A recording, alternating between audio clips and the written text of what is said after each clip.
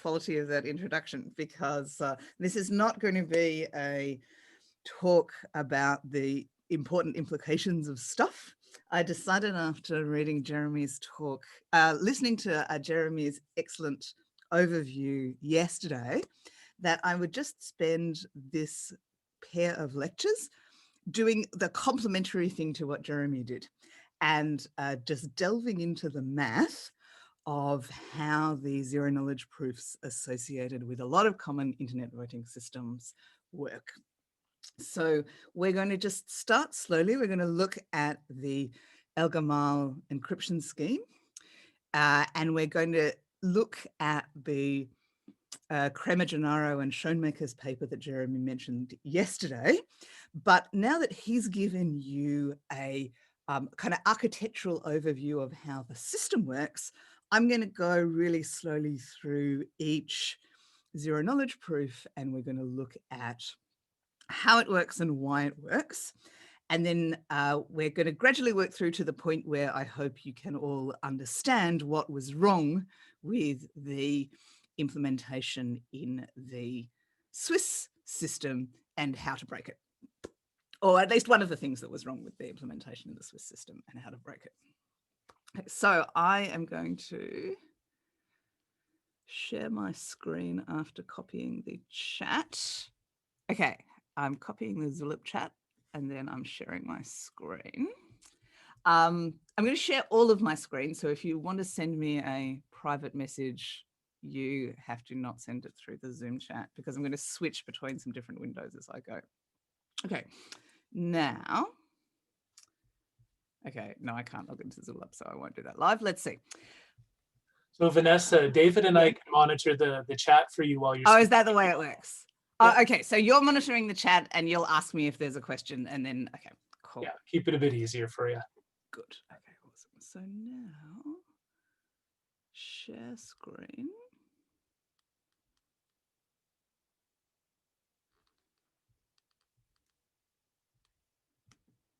Okay. Cool. Okay. So hopefully everybody can see my screen here. And I'm deliberately sharing not the beautiful polished slides, but the as we go compiling slides. As a first step, can everyone please, if you didn't yesterday with Jeremy's talk, download this brilliant voting paper by Kramer and Gennaro and Schoenmakers from this URL, because you'll want your own copy as we go. And you'll also want a pencil and a piece of paper or a screen and a stylus or whatever works for you, because it's 6 o'clock in the morning here and I'm not going to do the maths. You're going to do the maths slowly and carefully as we go.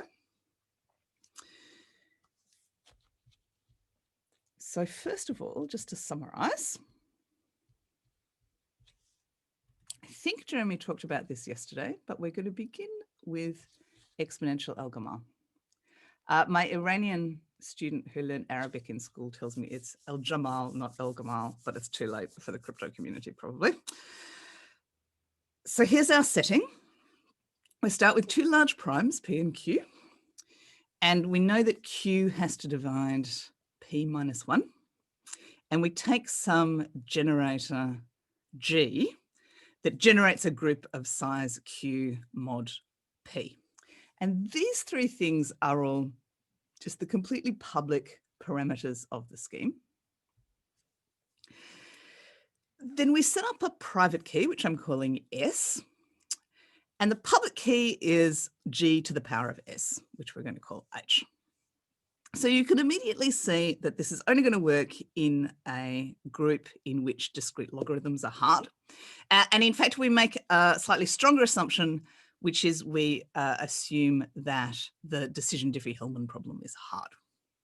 But I'm not going to go into the details of exactly why that implies that this crypto system is secure, but you can prove that this crypto system is secure under that assumption. We're going to follow the Kramer, Gennaro and Schoenmaker's paper and use a slightly weird variant of the Elgamal encryption, the Elgamal crypto system, in that we're going to put the message in the exponent instead of instead of not, right? So to encrypt, I'm going to generate a random R, which is going to be between 1 and Q. And our ciphertext is a tuple that looks like this, G to the R, G to the M times H to the R. So to decrypt, it's exactly as Jeremy said yesterday.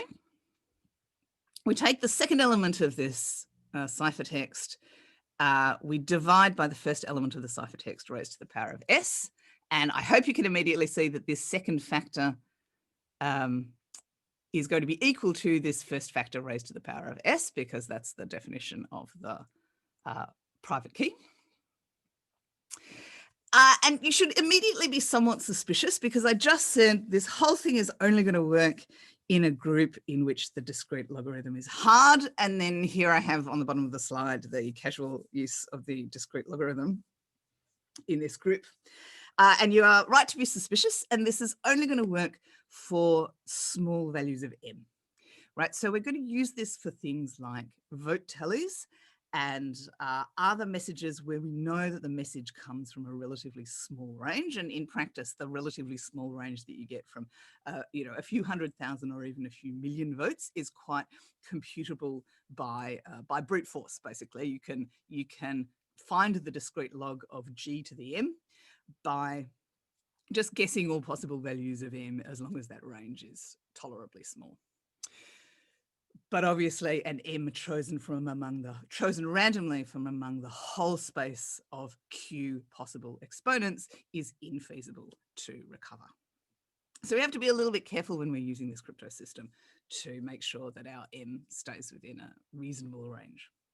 Okay, so if you haven't seen this before, then you might want to just make sure, you might want to just get out your pencil and your piece of paper and convince yourself that this little expression at the bottom recovers M from a ciphertext that was properly generated like this. I feel like I should pause and invite questions as we go. Would anyone like to ask a question at this point?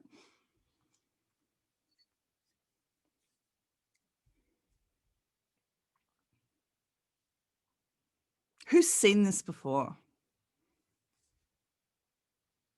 I don't know how to see how many people have their hands up. Oh, I hate Zoom. Okay. Do feel free to interrupt anytime you like as we go. Felix raised his hand and Erin raised their hand. Okay. Oh, great. Okay. So at least 2 people have seen this before. Okay, cool. So do feel free to ask, including either questions about what I've just said or questions that you've always wondered about the thing that I'm now saying. Okay. So that's the crypto system we're going to be using as we go. All right. So now I'm going to switch. All right, now I'm going to switch to that paper that I recommended to you. And we're going to start looking at the first of its zero knowledge proofs. So flick with me down to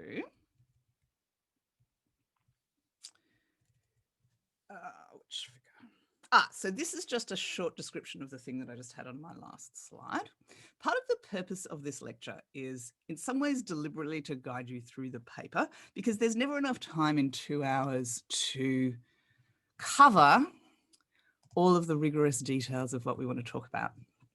So I'm kind of deliberately picking out little bits of the paper and going through them in detail in the hope that that lets you come back to it later if you want and read more of the background. So anyway, you can see exactly the same notation in the paper as on my slides. Same crypto system. I'm leaving out this beautiful threshold decryption, although it is also really cool. There just aren't quite enough hours in the day. But read that bit if you like, because that's really fun. Okay, and what we are going to do is look carefully at this first zero knowledge proof of knowledge. So this proof is due to Shorm and Peterson. It's probably 25, 35 years old. But if you haven't seen it before, it's really almost magically clever, in my opinion. The prover knows 4 values. G, H, and X and Y. And the prover knows that this particular relationship at the top holds. In other words, that there exists some value alpha such that X is G to the power of alpha and Y is H to the power of alpha. And they would prove this to the verifier. Now, it would be super easy if we didn't care about privacy, right? If the prover wanted to prove this fact to the verifier, but didn't care about hiding information, then the prover could just hand over the value of alpha, right? And the verifier could just check that G to the power of alpha and H to the power of alpha was equal to X and Y, and we'd be done. But for various reasons in our setting, because this is going to relate to proper encryption of a ciphertext or proper decryption using a secret key, we really want to do this in a way that the prover convinces the verifier that they know alpha, but doesn't give the verifier any information at all about alpha. So here's how it goes. First of all, the prover generates this new random value that we're calling W, which unfortunately is slightly unfortunate nomenclature because we use the term witness for this value alpha because it's a witness to the fact that this relationship exists. And this W is not the witness, it's just some other random value called, unfortunately, W. So our prover raises the A and, G, let me start that again. The prover raises G and H to this new random value W, and we're calling that A and B, and they send A and B over to the verifier. The verifier generates a random challenge, and then the prover answers the challenge with this linear expression over here. Okay. So if you haven't seen this before, I assume it looks sort of complicated and magical. If you have seen this before, you're about to be bored for the next 20 minutes because we're going to go very slowly through exactly why this works and what properties you would want it to have. So let's just think for a minute about what properties you would want this system to have. First of all, it's kind of obvious. You want it to be sound. No, let's do completeness first. The first and most obvious thing is you want it to be complete, which means that if the prover is honest, the verifier should be convinced. Okay, so if you haven't seen it before, but you've got your pen and your piece of paper, take out your pen and your piece of paper and convince yourself that if the prover is telling the truth and doing this honestly, then these little equations that the verifier checks at the end are going to check out. So this is the first thing that we want to know. And although this isn't explicitly stated and isn't going to be explicitly stated probably for the rest of the lecture or the rest of the paper, we're all working in the integers modulo P, and these values G and H, etc., are all in the group generated by G, which is a group of order Q. So so basically all of the arithmetic just works, right? And you can multiply and divide and add just as you would over the ordinary integers. Okay, so pencil and piece of paper, check that these equations work if the prover is telling the truth.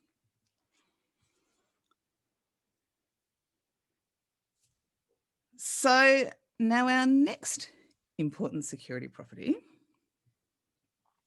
is we want to make sure that a cheating prover cannot convince the verifier. And this is a fair bit more subtle, right? How do we know, like, why does it work, basically? How do we know that if the prover really doesn't know this value of alpha up here, then the prover cannot, except with negligible probability, get to the point down here where they've properly answered a challenge with these two equations? Well, the security property mentioned in this paper is called special soundness. I'm just going to blow up my slide. The whole idea between these beautiful proofs is the idea that by giving the prover a random challenge and asking them to answer it with non-negligible probability, we're effectively requiring that the prover should be able to answer multiple different challenges, right? Because it's okay if there's only one particularly lucky challenge that the prover can answer and get away with it and cheat, because we're taking our challenge from a very wide range. But we really wanted to make sure that it's not the case that the prover can answer more than a tiny negligible number of challenges.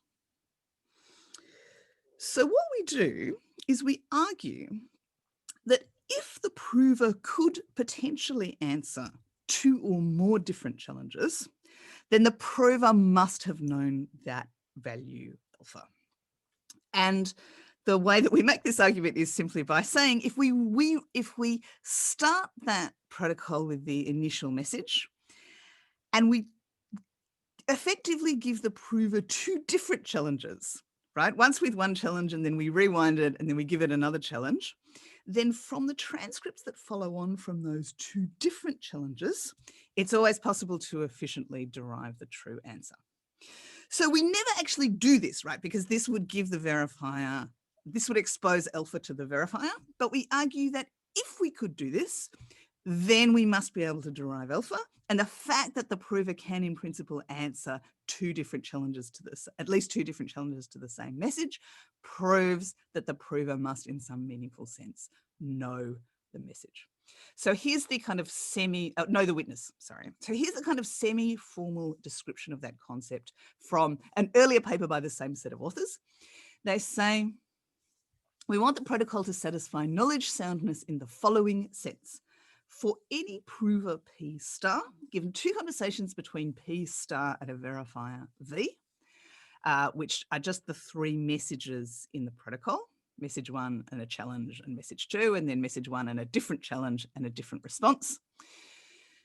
An element of WX, in other words, a witness for the fact, in this case, in our case, it's going to be alpha, can be computed in polynomial time. We call this the special soundness property. Okay, so let's go back to our proof. And this time I'm genuinely going to pause for a second and leave you time to do the math. So look at this. Think about 2 slightly different runs of the protocol. They both begin exactly the same, with the same X and Y, the same alpha, the same W, and the same A and B. And then imagine that we can run that prover twice with 2 different challenges and get 2 different appropriate answers are. I'm going to pause for a couple of minutes and ask you to write out for yourself how you would derive alpha from 2 different runs of this protocol. Okay, does everybody understand the question? You've got the same A and B values, but then you've got 2 different sets of challenges and responses.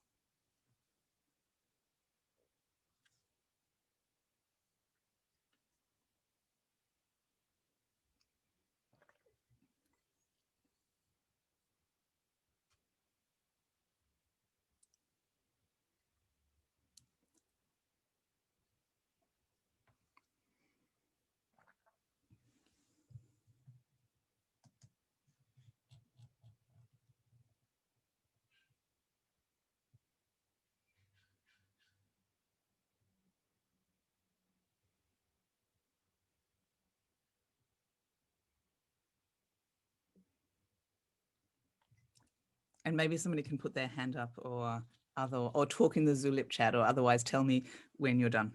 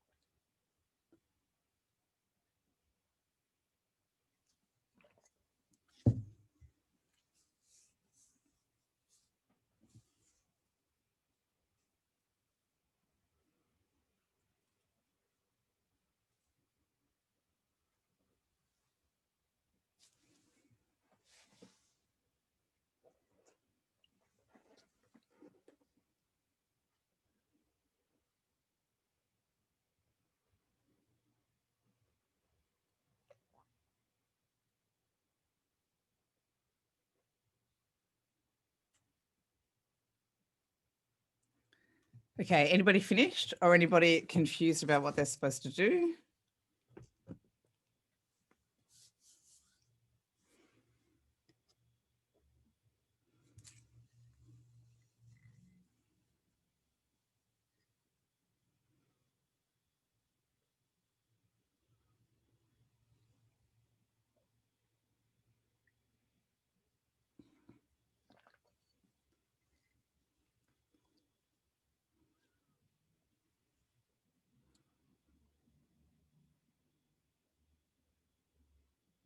Anybody want to share the answer? Who's figured out how to recover alpha?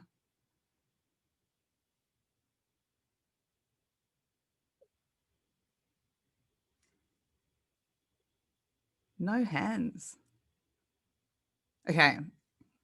Yes, Felix, can you, I hope you can talk. Tell us how to do it.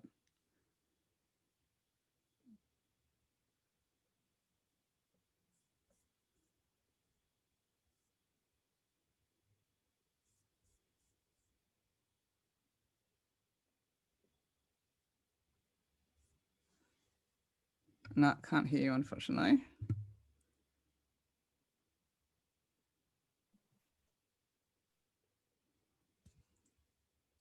Okay, I'm very sorry. I hate Zoom. I wish that we could have a proper classroom where you could tell everybody. But since unfortunately, unless you can make yourself heard in a minute, doesn't sound like that's possible. I'm just going to go down, look in the paper and show everybody where we get to. Okay. So now if we look at the very bottom of the paper, we can see we get this little expression here from, oh no, it doesn't actually say, dang. Okay, yes it does. W, the witness is going to be R minus R prime divided by C minus C prime.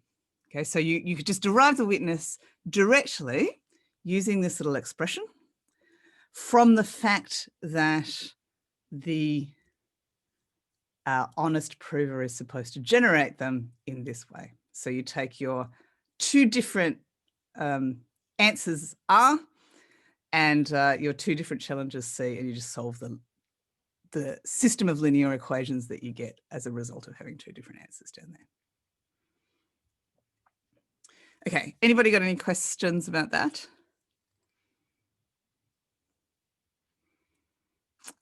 Does anybody want to give me an indication of whether this is too easy because you've seen it a zillion times before, too hard because it's going too fast, or just right? It's always very hard to teach a class of people that you've never met before, especially if they can't talk.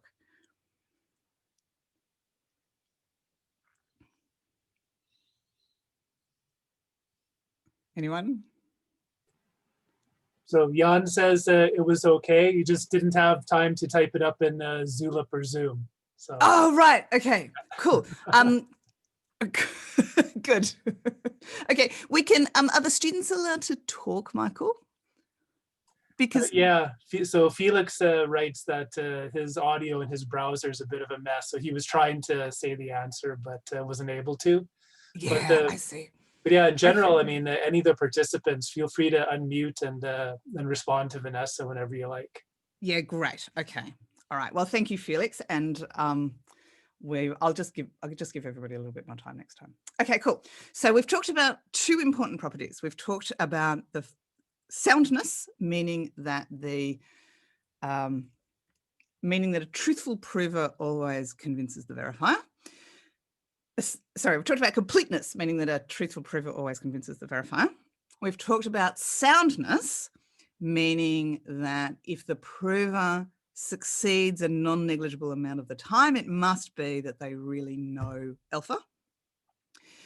Now, the third and most interesting property is zero knowledge. We want to argue that this process, if you run it once, does not reveal any information about alpha to the verifier. So we've already argued if you run it twice, the verifier can compute alpha. But now we want to argue if you only run it once, the verifier gets no information about alpha. Now, the first thing to point out is that this is not in fact true, or at least it's not known to be true in general for this protocol. We only know it's true if the verifier does the honest thing they're supposed to do and chooses this challenge value randomly. There's no proof that it's zero knowledge if the verifier does something naughty, like make C a function of A and B, for example. So we're only going to prove zero knowledge in the special case that the verifier is honest, but that's going to turn out to be good enough for our, it's going to turn out to be good enough for our purposes in building electronic voting systems out of it. So back to the slides and the definition of what we're going to prove. And again, I'm pulling the definitions from this other paper by the same people. Okay, honest verifier, zero knowledge. There is a simulator S that on input X produces conversations that are indistinguishable from real conversations with input X between the honest prover and the honest verifier. So X is the statement, like I claim that there exists an alpha. It's X and Y in the slides, right? The thing that you're claiming something about. And the reason that this definition makes sense is it kind of formalizes the argument that the verifier didn't learn anything that they couldn't have computed themselves. So if you look at what it says, just given the statement, without any knowledge of the witness, you can generate a conversation transcript that is perfectly indistinguishable from the real conversation transcript of actually doing the proof without actually interacting with the prover at all. So how is this possible, given that obviously the verifier isn't supposed to know alpha? And the answer is that we're going to build it backwards. So remember that the whole cleverness of why this thing works is that the prover had to commit to A and B in advance, and they had to be ready to answer a non-negligible fraction of possible challenges from the space. Now we're going to argue that if you're the verifier and you only got one, remember you only get one run at this, one commitment and challenge and response. We're going to say if you only got one of them, you could actually have generated that transcript yourself. And in fact, the way that we're going to go about doing this is to start by generating a completely random challenge, right? Which is obviously going to be distributed the same way as the,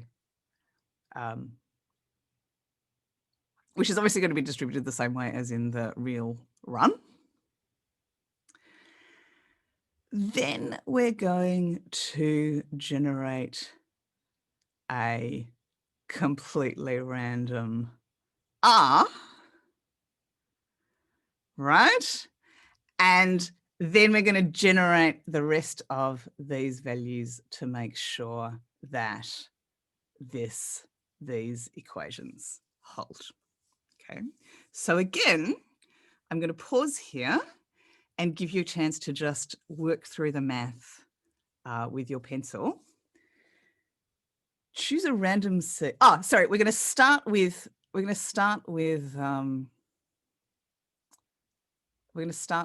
X and Y. So start with X and Y, they're public.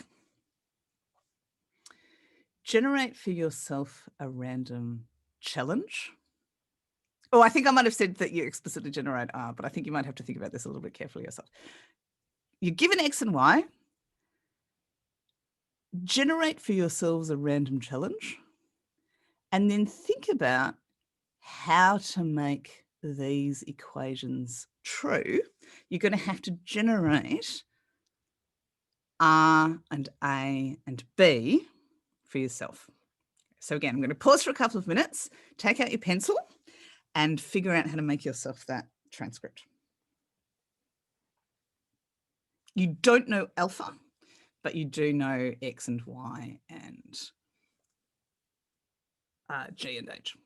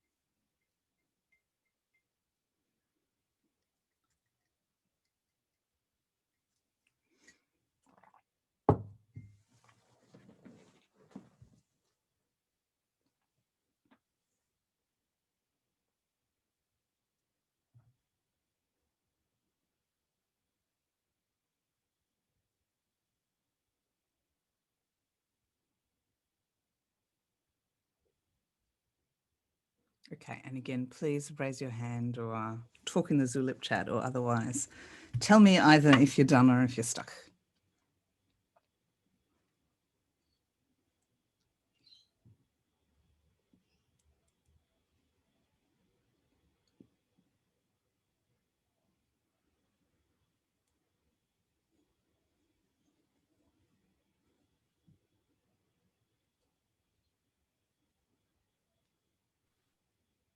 There's an answer on Zulip from Jan.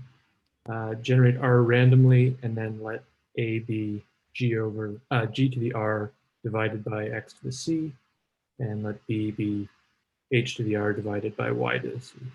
Brilliant. Thank you, Jen. That's exactly right. And you can see that down at the bottom of the paper, exactly what you said. So we generate our own challenge C, we generate our own challenge R. You can immediately see that they're distributed exactly as they would be in a true run of the protocol, because they're both independently chosen at random from the whole space between 1 and Q.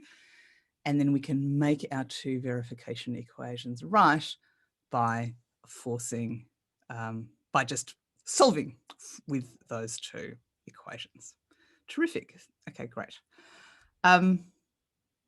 Can people just put up their hand to give me a rough idea of how many people figured that out? Oh, good few people. Ah, terrific. Okay. Good. So now we are going to look at real code. Oh, no, sorry. We are going to talk about one more important question. So let's think about how we would try and use this. I would want, at least in the Helios vote, there's a few different places that we could want to use this. But in the Helios voting system, the most important and interesting place it's used, which is also for the Swiss system, is we use it to prove that the server has decrypted properly. And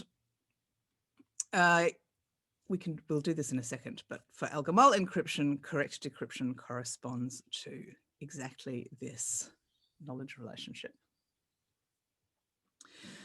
But we're still missing a crucial part of being convincing, right? Because as you've just cleverly discovered, if the prover knows C in advance, then they can always just make up a convincing proof transcript.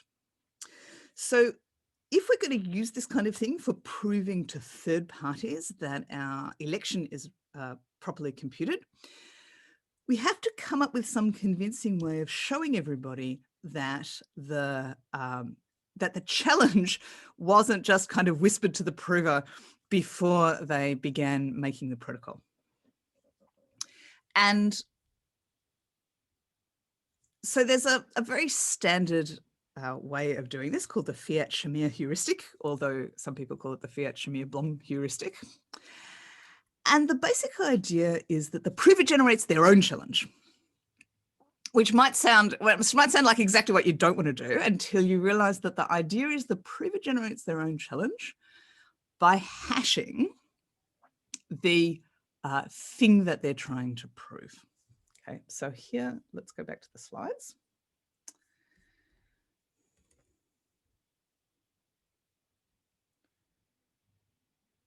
Oh, sorry, I think we did that already. Okay. So how can the prover generate their own challenge? Well, they're going to use a collision-resistant hash function, and they're going to hash those two first commitment values, A and B. And now the verifier has one extra step of work to do, right? They have to verify those verification equations that you saw at the bottom of the figure. And also they have to verify this fact that C is itself computed correctly. And you sometimes see this all rolled together into one big equation, checking that C is the hash of some stuff that you get from inverting the verification equations.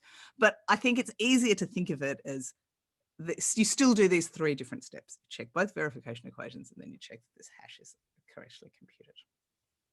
And now the idea of this is that, of course, the prover, if they want to cheat, can try to do this multiple times, right? They can try to they can try to simulate a fake proof in exactly the way you just figured out.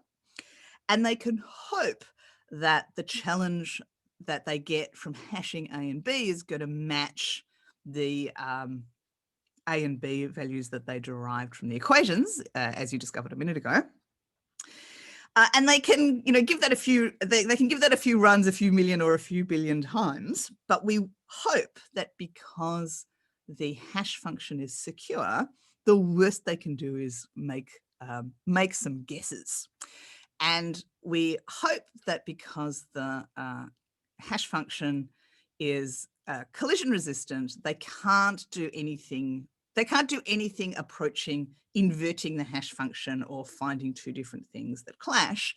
And so the chances of a process of guessing succeeding are supposed to be basically zero.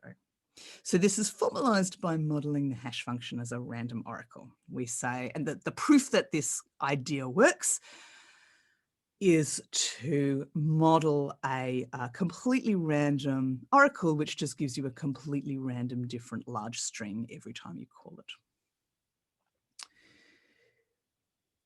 So let me show you the code for Helios, which does exactly this.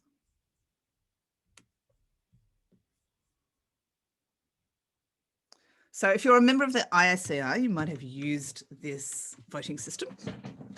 And you can see, here's Helios's decryption proof. It does exactly what we just looked at in the paper, which I think is kind of cool. For some reason, I always think it's exciting when you can look at code and it exactly matches some kind of nice piece of maths in a paper. So here's how Helios proves decryption. So remember, we've got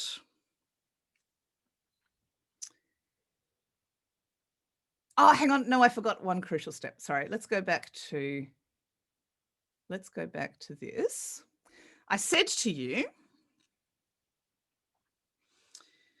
that decryption amounts to proving this, but I want to give you 30 seconds to write it down, right? So let's go back to our definition of Elgamal encryption.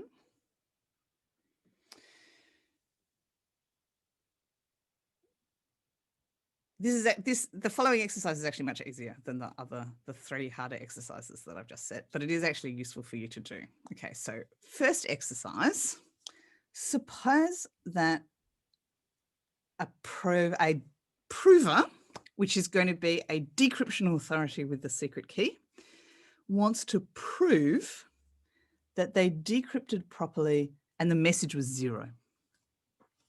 Okay, so write out for me what the equation they're trying to prove is. So we've got X and Y, exactly like we had in the paper. We've got X and Y.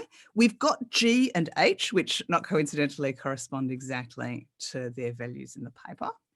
Just write out for me the expression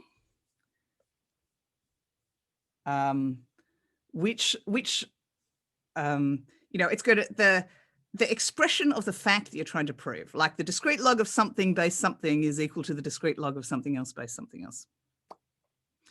Just to convince yourself that this is in fact that decryption is exactly an instance of the thing that we just showed. Okay, so I'm going to leave 30 seconds for that. First, start with proving that the message is 0. In other words, that G to the M is 1. And tell me what the expression is. Discrete log of what is equal to the discrete log of what.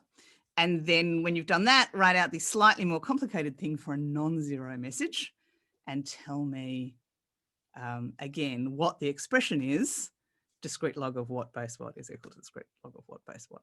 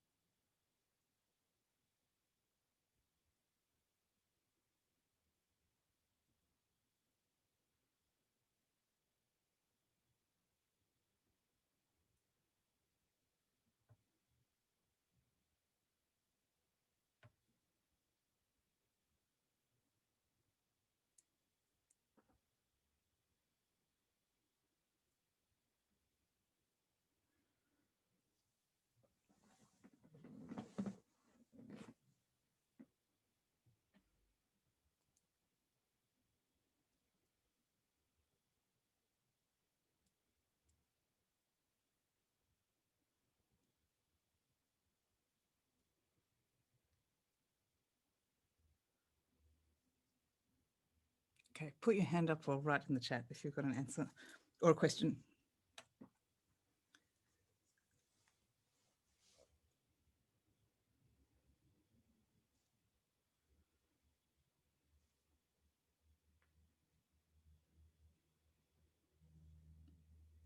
or just talk. That is also welcome.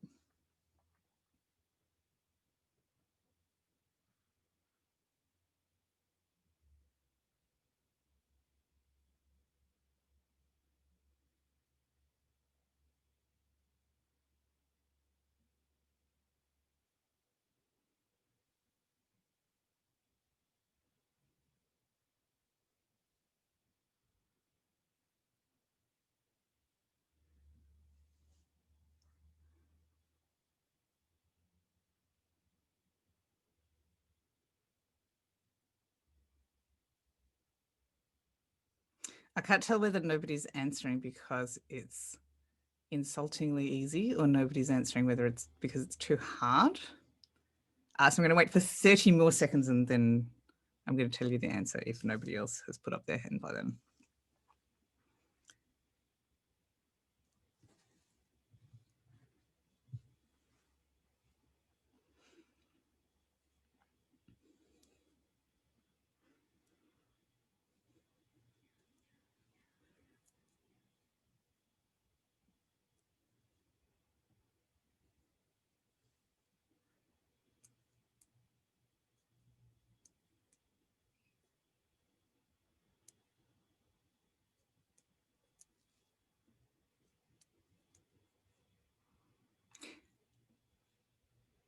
Okay, let me ask a simpler question, or like a more straightforward question. Right? There are two different things that we could call alpha. Tell me one of them.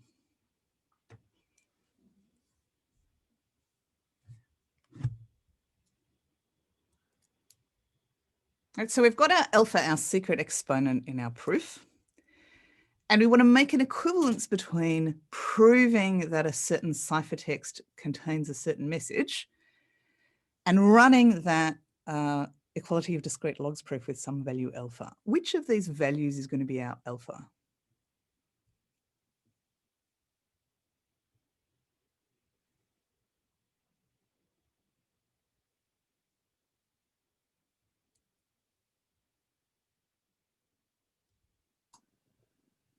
So Felix suggests in the chat that alpha could be equal to R with M equal to 0.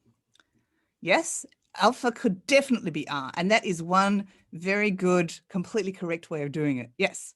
Is there another possible value that we could use for our alpha?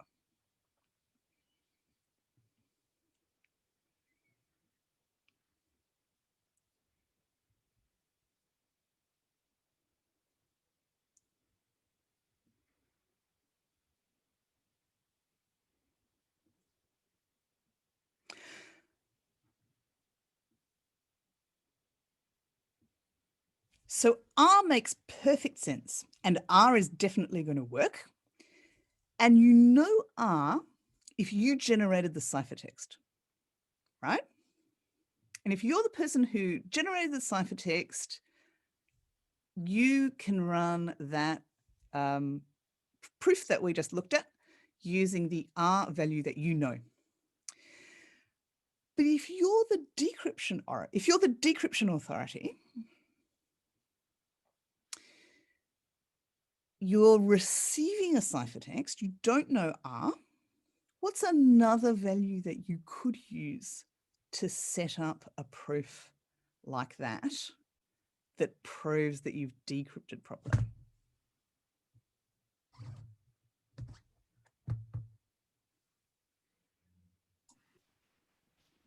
Felix suggests taking alpha equal to S, but then the verifier has only one equation to verify using G to the R as the base.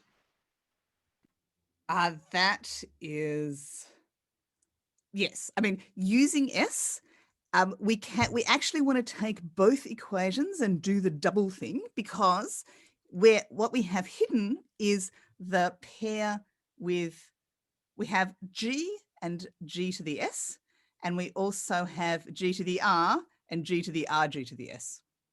Right. So in fact, the whole thing works exactly.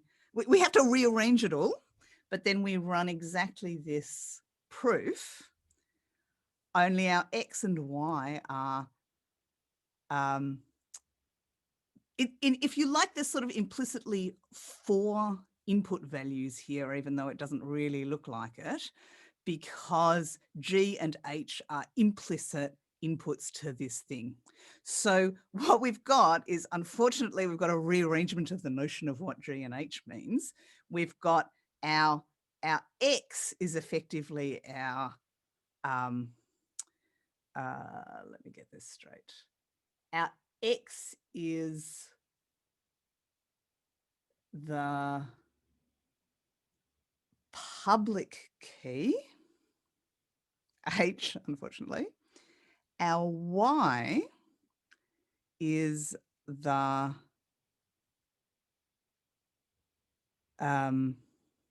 second part of our ciphertext. And then we're going to argue that that tuple corresponds to the tuple G and the first part of the ciphertext, both raised to the value S. So in fact, we do exactly this proof.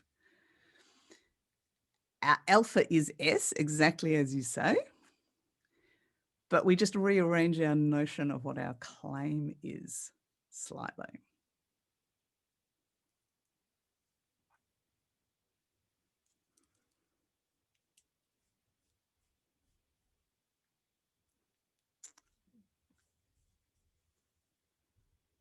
Anybody want to ask questions about that? Does that make sense now?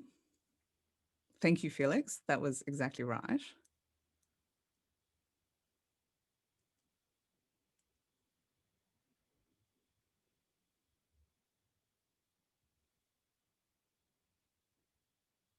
All right, questions are very welcome. I'm going to finish the hour by looking at the Helios Code. Okay, so here we go. Hope you can see it. It's very fine print on my screen. But this is what they do. This is exactly what they do. So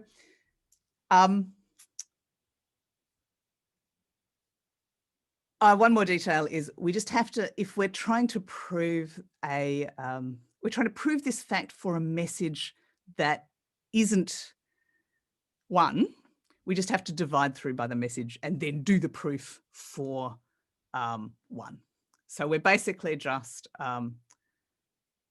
proving, we're just dividing through by M and then doing the proof, the message is 1 that you just described. And you can see from the comments that it's exactly what we described. Prover sends A equals G to the W, B equals alpha to the W. Challenge C is this thing. And the prover sends T is R, obviously. And you can see somewhere. You can see the challenge being generated. Here, you can see the challenge being generated as a hash of A and B. Okay, I feel like we've reached the end of an hour, and I'm just going to shut up completely and let people ask questions about what we've done. And then in the second hour, I'm going to look at the implementation in the Swiss system and what was wrong with it.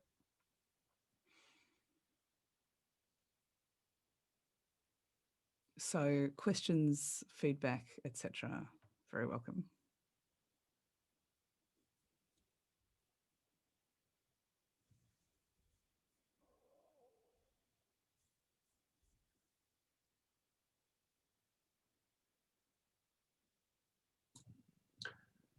I don't see any questions in the Zulip feed, but oh, here's a question in the Zoom chat. The question is SHA-1 going to be a problem? Yes, I was just thinking about that too. You're absolutely right. SHA-1 looks a bit out of date, doesn't it?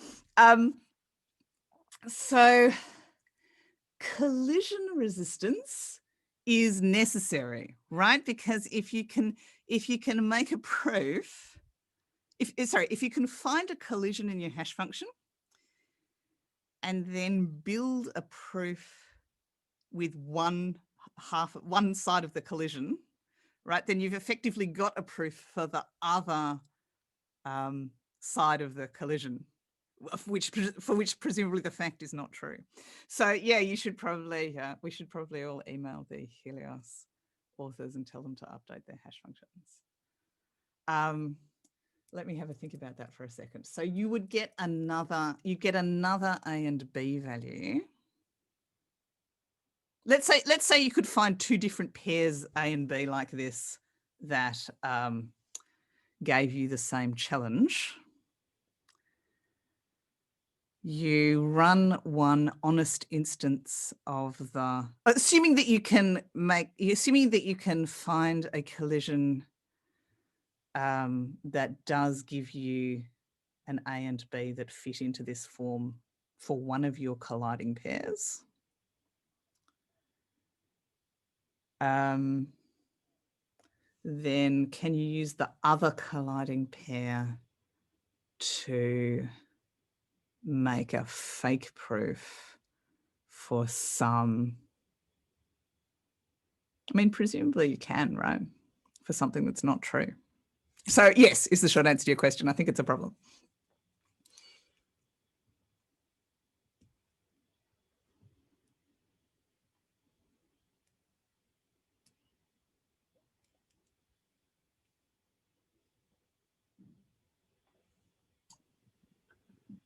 I don't, oh, go ahead, Or. I'm going to build on that, because the question whether you need a single block collision or two block collision, because the SHA-1 collisions are, because the small technicalities, it has to fit in this sort of, and I don't think that we have a single block collisions yet, for sure. Right. Okay, this is a very good point. So you're saying, yeah, maybe you can get a collision, but you may not get a collision that allows it to fit into exactly the right form. So yeah, you definitely need at least one part of your collision to be this, right? Don't you? So it's not entirely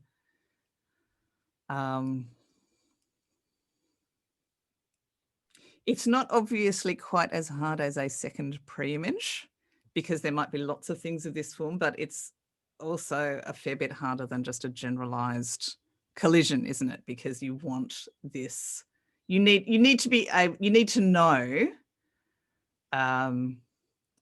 your alpha and G and W values enough to make at least one honest version of the proof.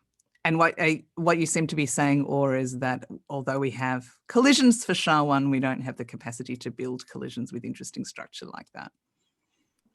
Not necessarily. There is I think there is a bit of a chosen prefix, slightly better than random collisions. But yeah, we don't have. I think we don't have the capacity to do algebraic relations, I would say.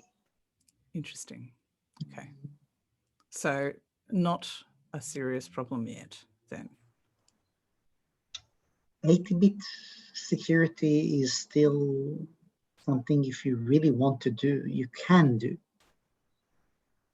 I mean, just use birthday search or Pollard row search for collisions. You will be able to build whatever sort of collision you want. So 80 bits of security for something that important might still be iffy. Yeah, interesting. So what do you think it would take to buy enough compute power to do that? Just roughly out of curiosity. I'm so out of touch with the costs of decent FPGAs. Yeah, me too. I have no idea. Yeah, but if you consider, for example, blockchain world, I think they're doing more than 2 to the 80 SHA-256 invocations per second, minute. It's just an order. It's an order of magnitude. So I don't really care about the actual performance. Mm-hmm. Mm-hmm. If you're willing to have a single day or 30 days, which you would be if you felt like fiddling a national election or something. Yeah. I agree. I think attacks like this have to be considered against. I mean, so Helios is meant for the IOCR, right? I doubt that anybody will spend a day of the world's compute power breaking the breaking the IOCR elections, but for things that are used for real government elections, right? I think these kinds of attacks have to be considered to be in scope. There is a cheaper attack on the IOCR elections. I think it's a matter of economy. I'm not going to disclose the details because they're still recorded, but there's a well-known attack on the IOCR elections, which involves a lot of students registering to the IOCR. Yes, do register for the IOCR. So it's significantly cheaper than playing with the SHA-1 behind the scenes. So it's not obvious to me yet that that the proof depends on collision resistance. I think it just depends on randomness. It's a random oracle proof, right? The proof that it is secure models it as a random oracle, yes. Right. So does it need collision resistance? I guess, does it need collision resistance? I guess the random oracle implies collision resistance, right? That if you model it as a random oracle, then it's not going to give you the same answer for two different inputs, or at least not with only with negligible probability, only with very small probability anyway. The reason that I'm talking about collision resistance is I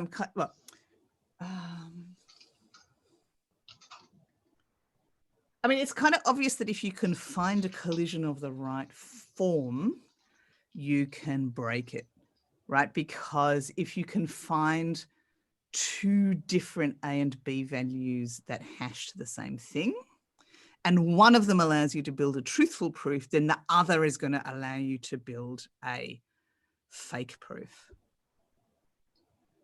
Yeah, I suppose that's true. So,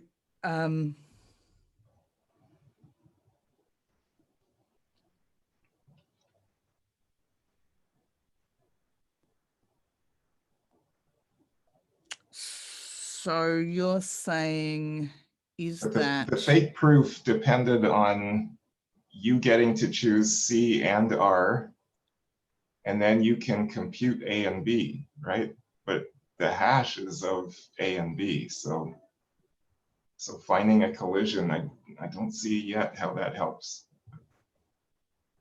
Maybe it's just escaping me. well, you're generating your own challenge by hashing A, right? So if you get a collision, then you get the same challenge in both cases, right? And that's kind of the key. That is this step. So in this version of the protocol, you're doing the non-interactive version where you're using this hash to generate the same challenge. And so if you can find a collision, then you find a collision, you do one version of the proof honestly, then your fake, the other half of your collision is going to give you it's going to give you the same challenge. Right, so you have two different A's and two different B's. Right, and the same challenge. And you're saying, why am I so confident that that actually makes the equations work in the end? And I now see what you're saying, maybe they don't. Okay, let me think about that for a minute. So you're saying, well, hang on a minute, you didn't get to choose R. Yeah, you're right. I'm sorry. You don't actually, you have to kind of be able to choose your A and B. Yes, you're right. You're right. It's more complicated than I said. I'm sorry. Let me think about that a bit harder. So collision resistance isn't sufficient because my collision has to give me not just the same challenge, but I have to find a collision that satisfies my verification equations at the end as well. And I haven't automatically done that in what I've discussed, have I? Yep. Okay. No, you're quite right.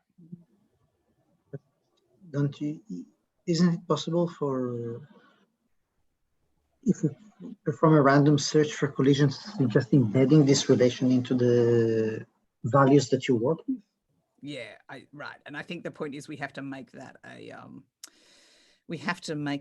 a condition as we do our random search, right? So it's sort of another, if you like, it's another algebraic property that we're adding to our it's another constraint that we're adding to our search for collisions. Yeah, okay, but I still, when you pick the next step, you can always make sure that the inputs, if you do, let's say, polar draw, that all the steps, I mean. Yeah, I agree. Maintain the relation. Yeah, I agree. So you're hunting through the whole 2 to the 80 search space is still going to work. And the other speaker, who unfortunately I can't tell who's talking. Carlisle. I think it's Carlisle. It is Carlisle. Yeah, and you're right. You just have to make that constraint. We have to explicitly make sure that constraint, that final verification equation is satisfied, is part of the constraint that we imply as we're doing our search. A constraint that we require as we're doing our search.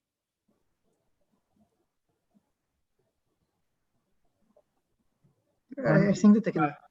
This is Jeremy. One thing I wanted to add too is for Schnorr signatures, which are very similar to the zero knowledge proof, right?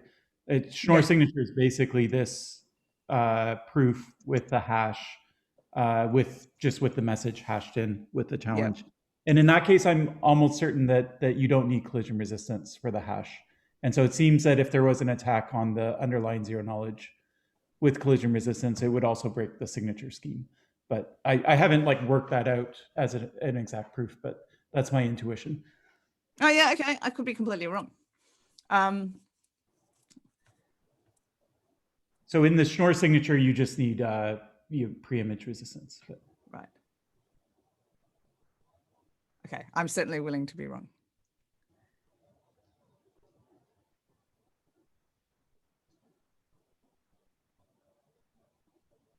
Well, if nothing else, we've shown that there are lots of subtleties.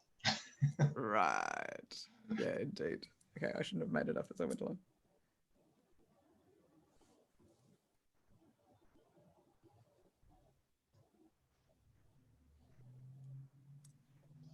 Well, this is an exercise for everyone else.